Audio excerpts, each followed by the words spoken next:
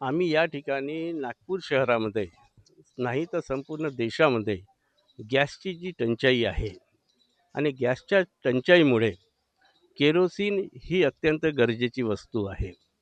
कारण आज आम्ही पाहत आहोत की नंबर लावल्याच्या नंतर 25 दिवस झाल्याच्या नंतरही गॅस सिलेंडर लोकांना उपलब्ध होत नाही. मग अशा गरीब लोकांनी यावेळी काय केलं पाहिजे? तर सिलेंडरचा पर्याय म्हणून केरोसिन हा अत्यंत आवश्यक आहे. आणि म्हणून आमची अशी मागणी आहे की शासनाला, की ज्याप्रमाणे पूर्वी केरोसिनचं वाटप करीत होते, प्रति कार्ड 4 लिटर आणि एक सिलेंडर धारकाला सुद्धा 4 लिटरच्या केरोसिनचं वाटप होतं, त्याच पद्धतीने पुन्हा केरोसिनचं वाटप सुरू करावं, ही आमची महत्त्वाची मागणी आहे.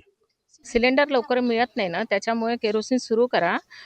तर केरोसिनने कमीत कमी चूल तर पेटल्याने स्वयंपाक करता येईल ना.